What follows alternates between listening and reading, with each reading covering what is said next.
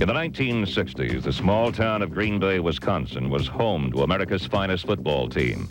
The Packers were coached by the legendary Vince Lombardi, a relentless perfectionist who believed in discipline and control, and, most of all, in character and resolve. His teams reflected his hard-edged personality, and they performed with a spirit and will that forged 3 NFL championships in 5 years. The Packers were clearly the standard by which all teams were judged. In 1966, they looked to extend their championship mastery against the upstart Dallas Cowboys. We were the new guys on the block. You know, it was the first time we ever had really a winning season. I don't think there's any question that the Green Bay Packers were the better football team, but we could have very easily been in Super Bowl I if we would just won that ball game. We were down 14-0 before we ever touched the football on offense. They drove 80 yards and scored. Elijah Pitts scored a touchdown to put them up 7-0, and they kicked off to us. Mel Renfro got hit, fumbled the ball, and Jim Grabowski picked it up and ran in for a touchdown. And all of a sudden, we're down 14-0.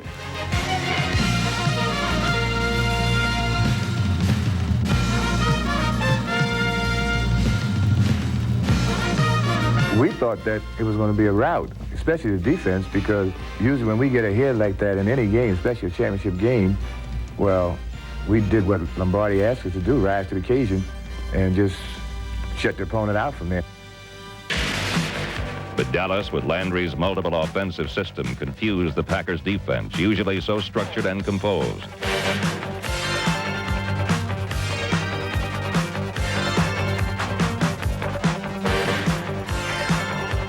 The key to the Cowboys' charge of the first quarter was the running of Don Perkins, and his powerful burst near the end of the period brought Dallas all the way back.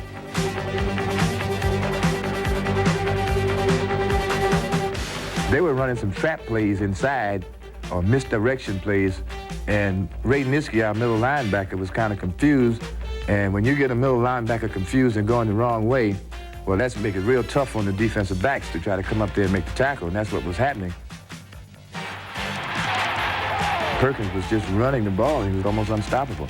And all of a sudden, they went to another phase of their game plan, and it helped us by not giving the ball to Perkins.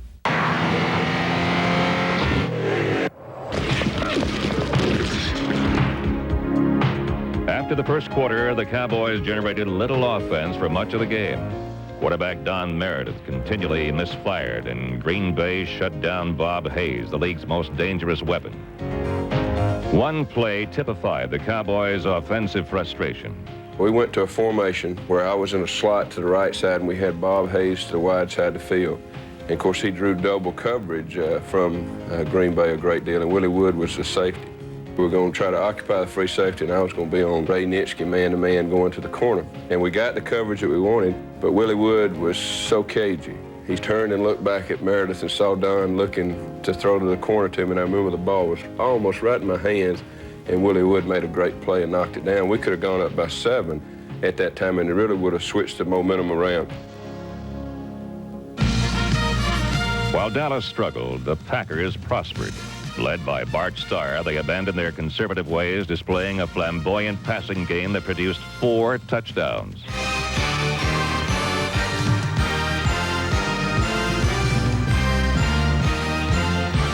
Third down and long yardage situation again. He's in to throw, lofts a soft pass way downfield, complete for a touchdown to Max McGee. The fourth score pushed Green Bay's lead to 34-20 with 5 minutes remaining in the game.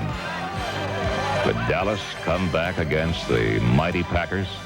Personally, no, I didn't think so. After we were up 34-20, I figured it was just a matter of time running out on the Cowboys. We just figured with our defense that we could shut the Cowboys down, and 34-20 is a big lead for the Packers, whether it's an exhibition game, regular season, or championship game. A long one, and it is complete to Frank Clark. And Clark takes it into the end zone for the touchdown. A 69-yard pass play. Dramatically, the Cowboys' offense had come to life. A touchdown now would tie the score. Suddenly, a pass interference penalty on the Packers gave Dallas the ball on the 2-yard line with 1 minute, 52 seconds left. We all started thinking about sudden death, overtime, because we couldn't stop the Cowboys out in the middle of the field, so how could we stop them on the 2 or 3 yard line? I remember punching somebody, I said, if this goes into overtime, we're dead, because the momentum, you know how football, all sports go, momentum was definitely in Dallas' favor, so I said, please don't let them score. The strength of character that set Lombardi's Packers apart surfaced. Green Bay rose to a higher level. The Cowboys did not. On second down, Dallas tackle Jim Bokey moved before the snap.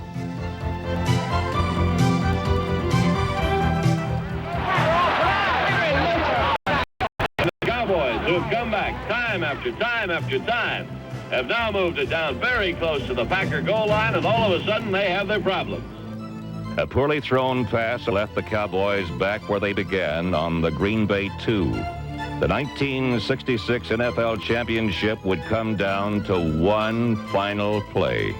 All right, if the Cowboys go in here, we're going into overtime.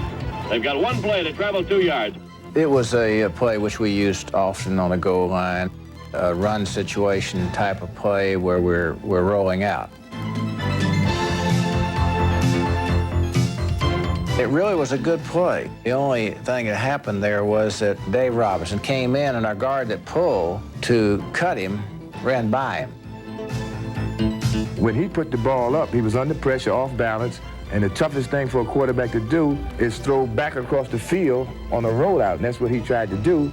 And it's intercepted by Tom Brown. Dave Robinson nailed Don Meredith as he attempted to throw that pass. It was intercepted in the end zone by Tom Brown, and the Packers have just taken the championship. Most of the Packers, we didn't do a whole lot of rah-rah and jumping up and down because there were so many big plays during the season and during our careers. We would spend more time patting each other on the back and jumping up and down than we would, you know, concentrating playing the game. But after the game, you can believe we all kissed Tom Brown at least once.